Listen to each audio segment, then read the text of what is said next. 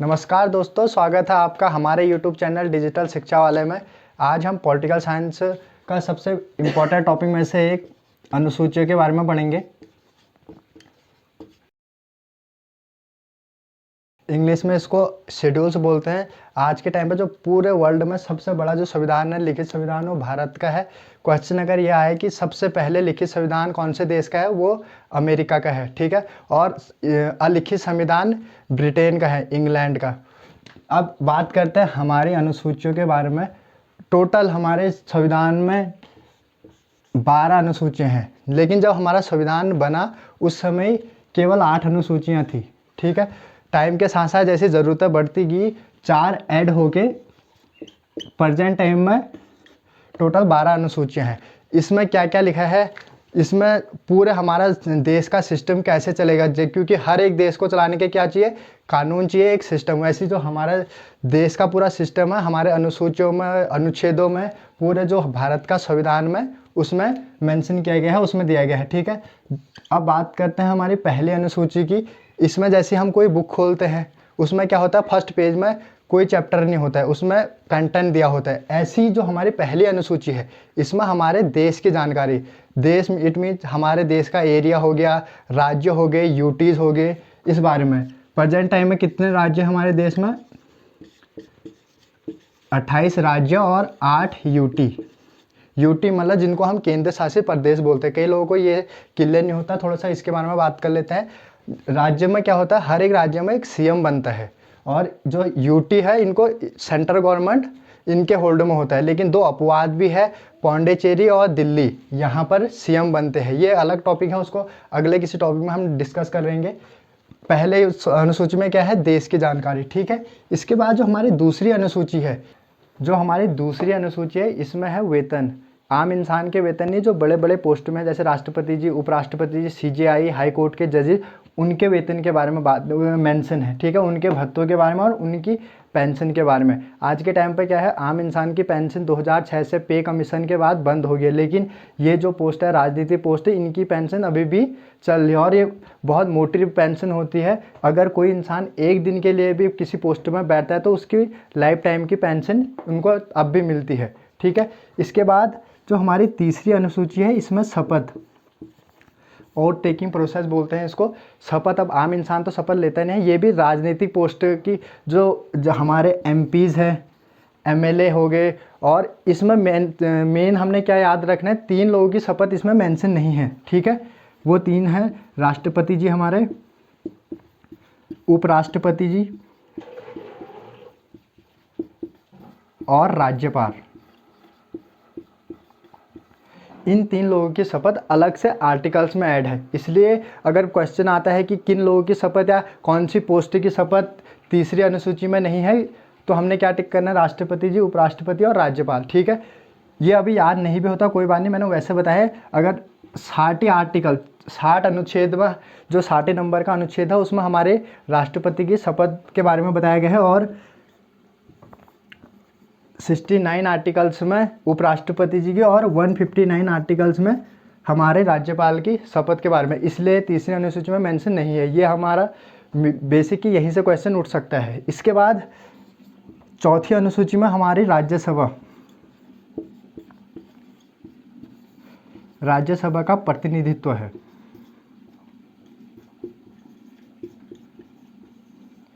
इसमें क्या, इसको थोड़ा सा डिस्कस करते हैं। ये क्या है, जैसे आपने देखा कि हर 5 साल में क्या होते हैं, इलेक्शन होते हैं। एक होते हैं लोकसभा के, और हर स्टेट में क्या होता है 5 साल में विधानसभा के। लेकिन हम कभी भी राज्यसभा के इलेक्शन के बारे में नहीं सुनते, क्योंकि इनको हमारे राज्य के एमएलए चुन के राज्यसभा में मेंबर भेज देते हैं, इसलिए इनके बारे में हमको पता नहीं लगता है।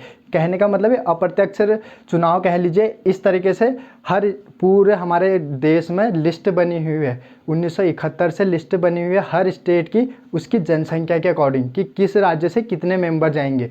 फॉर एग्जांपल हमारे उत्तराखंड की बात करूँ तो यहाँ से 3 मेंबर राज्यसभा में जाते हैं। जैसी हरियाणा की बात करूँ वहाँ से 5, और पंजाब की बात करूँ वहाँ से 7। ऐसी हर एक स्टेट से उसकी जनसंख्या के अकॉर्डिंग राज्यसभा में मेंबर भेजे जाते हैं। ये कौन सी अनुसूची में मेंशन है, हमारी चौथी अनुसूची में।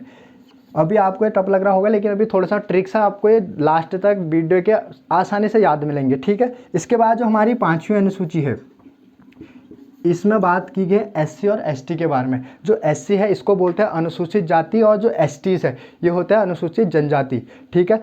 इनका स्तर उठाने के लिए, इनकी जीवन शैली को उठाने के लिए हमारे संविधान में अलग से प्रावधान है 5वीं अनुसूची में। इतना क्लियर है, ठीक है। जो हमारी 6ठी अनुसूची है, इसमें खासकर 4 राज्यों के एससी क्षेत्र के बारे में, और सॉरी एसटीज के क्षेत्र में जो हमारे 4 राज्य है उसके अंतर्गत अलग से प्रावधान है 6ठी अनुसूची में। ये राज्य कौन कौन से हैं हमारे? असम हो गया, मेघालय, त्रिपुरा और मिजोरम, ठीक है। राइटिंग में इतना ज़्यादा ध्यान देना नहीं है, हमने प्रोसेस में ध्यान देना है, ठीक है। इन 4 राज्यों के एसटीज के बारे में बात की गई है 6ठी अनुसूची में, ठीक है। अब इनको थोड़ा सा शॉर्ट ट्रिक से याद रखने का तरीका कैसे याद होंगे वो कर लेते हैं। जो हमारी पहली अनुसूची है इसको कैसे याद करना है? जिसको देश की जानकारी होगी वो हमेशा फर्स्ट रहेगा।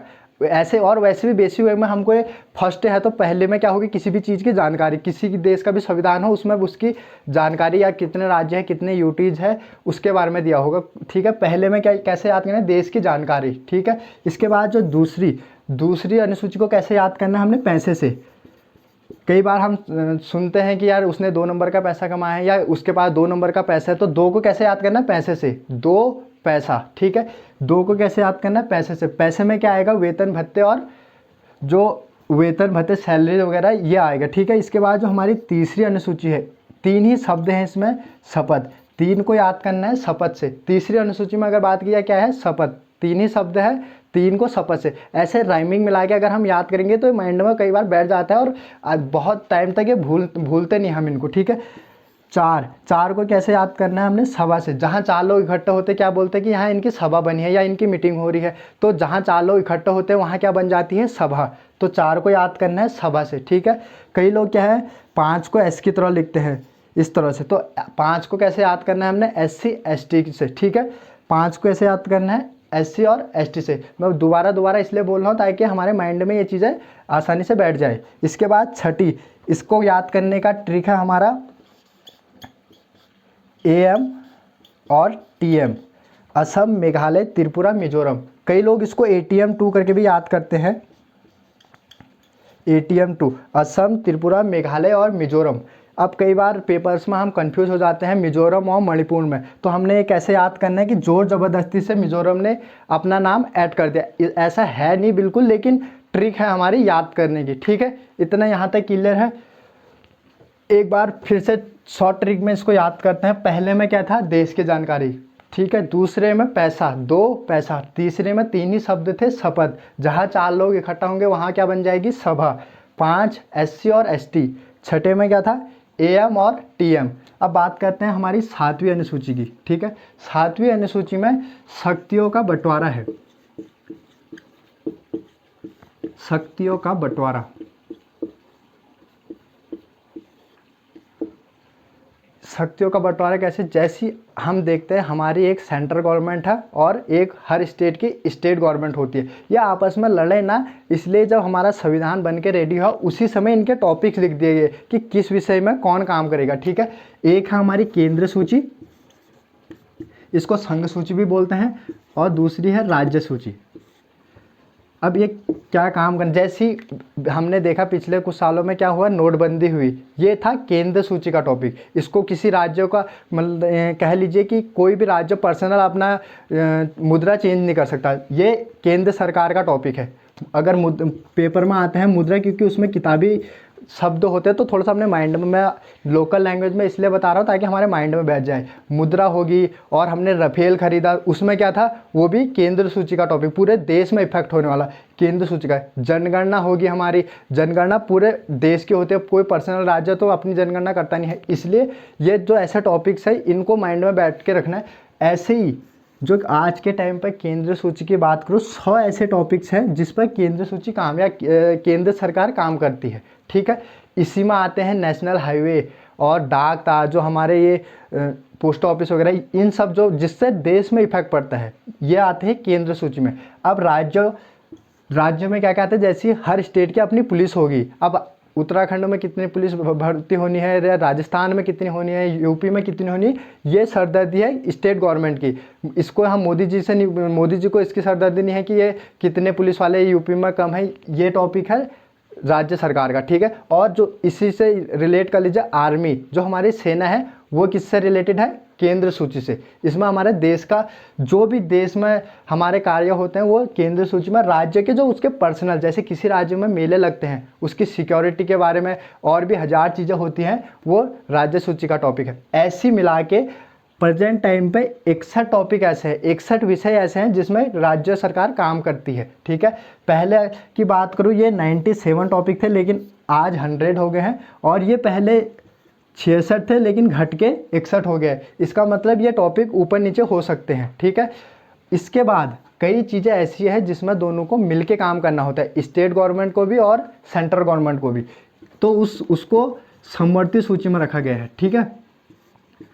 ऐसे टॉपिक्स को समवर्ती सूची में, इसमें दोनों मिलके काम करते हैं। इसका क्या एग्जाम्पल है, जैसे हमारी एजुकेशन होगी, शिक्षा होगी, हमारे पास ऑप्शन होता है हम सीबीएसई बोर्ड से भी पढ़ाई कर सकते हैं और अपने स्टेट बोर्ड से, दोनों की मान्यता सेम होती है। क्या है इसमें, शिक्षा और जो वन है। ऐसी मिला के आज के टाइम पर 52 टॉपिक ऐसे हैं जिसमें दोनों मिलके काम करते हैं, ठीक है। 7वीं अनुसूची में ये सब मेंशन है। इसको कैसे याद करना है अभी हम आगे बात करते हैं। जो हमारी 8वीं अनुसूची है इसमें है मानक भाषाएं।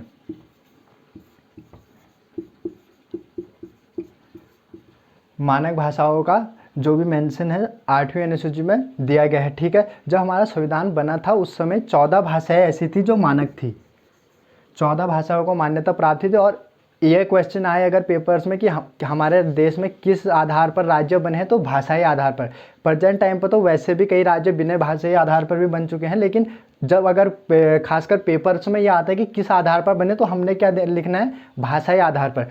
उसके बाद इसमें एक भाषा और ऐड हुई, वो कौन है, मैं अभी कौन सी है बताता हूँ, फिर 3 और फिर 4, ऐसा करते करते आज के टाइम पर 22 ऐसी भाषाएं हो गई जो हमारे देश में मानक भाषाएं हैं, ठीक है। ये 14 तो मूल संविधान में थी, ये जो एक ऐड हुई ये सिंधी भाषा थी। डीपली अगले टॉपिक में बात करेंगे क्योंकि अभी 3-4 अनुसूचियाँ और बची है। तो एक ये सिंधी भाषा थी, ठीक है। ये जो 3 भाषाएं थी इसमें एक विदेशी भाषा नेपाली और एक कोंकणी और एक मणिपुरी, ठीक है। ये 3 भाषाएं फिर ऐड हुई, और ये जो 4 लास्ट वाली है ये थी डोगरी, संथाली, मैथिली और बोडो। ये 4 करके आज टोटल 22 भाषाएं ऐसी है जो हमारे देश में मानक है। इसमें से आपके थोड़ा सा नॉलेज के लिए कि नोट में आज के टाइम पर 15 भाषाएं पीछे उसमें लिखी होती है नोट के पीछे से, और वैसे टोटल 17 भाषाएं हमारे नोट्स में लिखी होती है आज। इसके बाद जो हमारी 9वीं अनुसूची है, अभी हमने बात क्या की थी, मूल संविधान में 8 ही अनुसूचियाँ थी। तो ये जो अनुसूची ऐड की गई ये किसी ना किसी अमेंडमेंट से, मतलब संविधान संशोधन से ऐड की गई है।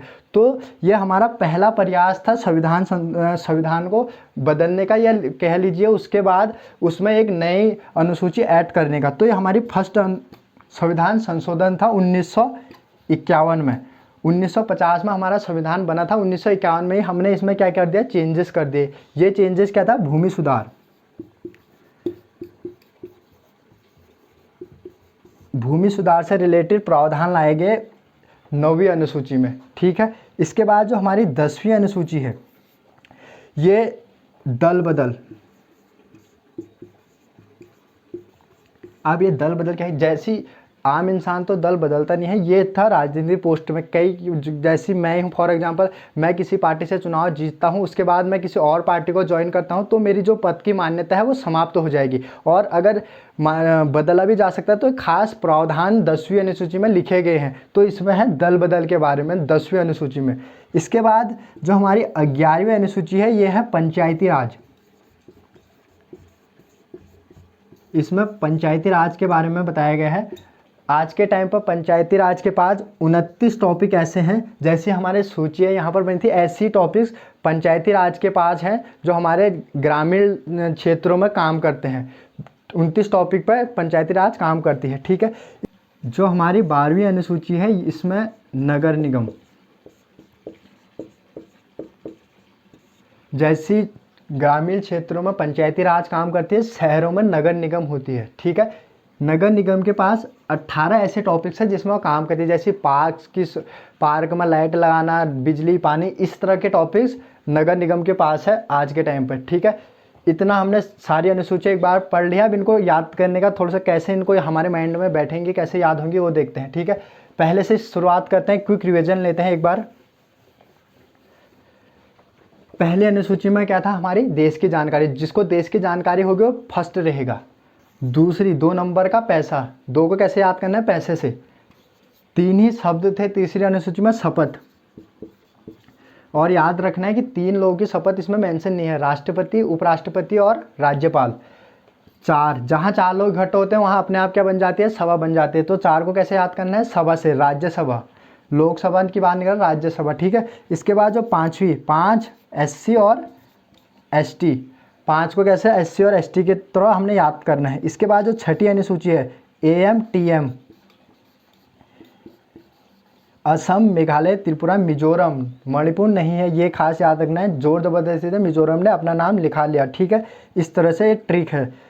अब 7वीं को ये कैसे याद करना है हमने, कई बार हम क्या बोलते हैं कि 7 फेरे होते ही घर में क्या हो जाता है, बंटवारा, तो इसको 7 फेरों से याद कर लेना है। 7वीं में 7 फेरे जिसके होंगे उनका क्या हो जाएगा, बंटवारा। ऐसे हमारे देश में जो शक्तियाँ हैं उनका बंटवारा है। ठीक है, 7वीं को कैसे याद करना है, 7 फेरों से, या अलग अलग माइंड में ये बैठाना है कि 7 फेरे होते ही घर में बंटवारा हो जाता है।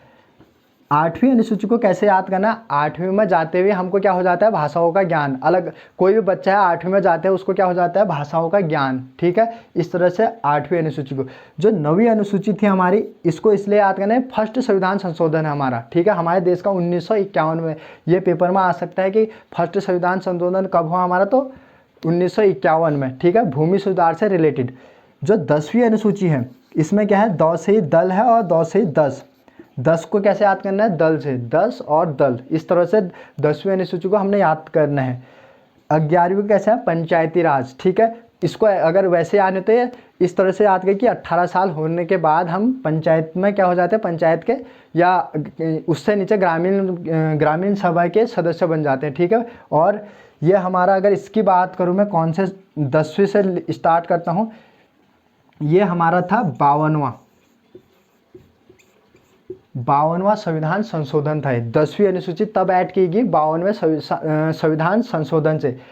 और ये कौन सा था हमारा, पहला।